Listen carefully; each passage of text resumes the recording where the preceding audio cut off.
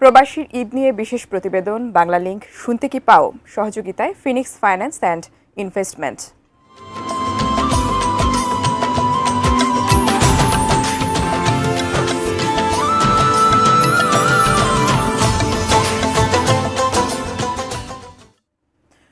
পরিবার স্বজনদের ছাড়া প্রবাস জীবনের কোনো আনন্দ উৎসবই রঙিন হয়ে ওঠে না। বিশেষ করে ঈদের দিনগুলো কাটে হাসি কান্নার এক মিশ্র অনুভূতির মধ্য দিয়ে। কুয়েত থেকে আমাদের প্রতিনিধি আহাদ আম্বিয়া খোকনের তথ্য ছবিতে ডেস্ক রিপোর্ট।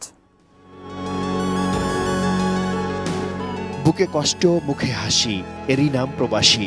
এই একটা বাক্যেই প্রবাস জীবনের অবর্ণনীয় দুঃখ কষ্টের দৃশ্য ভেসে ওঠে চোখের পাতায়।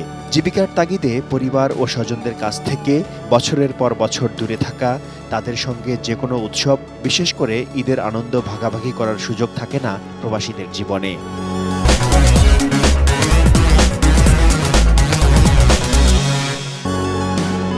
আজ দীর্ঘ প্রায় 34 বছর।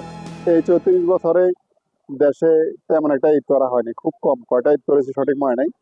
তবে বিদেশে আলহামদুলিল্লাহ এটুকু সান্ত্বনা পাই যে আমার এই ত্যাগের বিনিময়ে আমার পরিবার, আমার আত্মীয় স্বজন, আমার প্রতিবেশী অনেকেই ভালো আছে, অনেকের ঈদটা ভালো হচ্ছে, এটাই আমার সান্ত্বনা।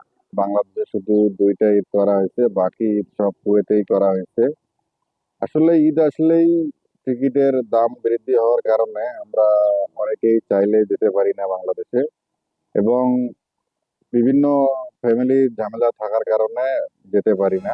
প্রবাসীদের ঈদ চলে যায় শত ব্যস্ততার মাঝে। যাদের ছুটি নেই তারা কর্মস্থলেই সময় কাটান। ওই সময় বেসরকারি বিভিন্ন প্রতিষ্ঠান বন্ধ থাকলেও সরকারি জরুরি বিভাগ সবসময় খোলা থাকে। ফলে উৎসবের দিনটি কেটে যায় কাজের মধ্যেই। 20 বছর ধরে কুয়েত, প্রায় তিনটা ঈদ আমি দেশে করতাম পারছি, আর বাকি ঈদগুলো আমি কুয়েতে করি এই ছুটির কারণে, এবং দেশে যেতাম পারি না আমরা প্রবাসীরা। এটাই আমাদের ব্যর্থতা, যে আমরা পারিবারিক সমস্যা, ডিউটির সমস্যা, মালিকানা সমস্যা।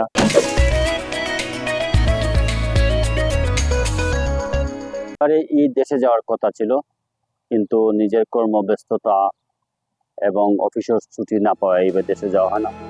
ছুটিতে লম্বা ঘুমে কাটে অধিকাংশ প্রবাসীর ঈদের দিন।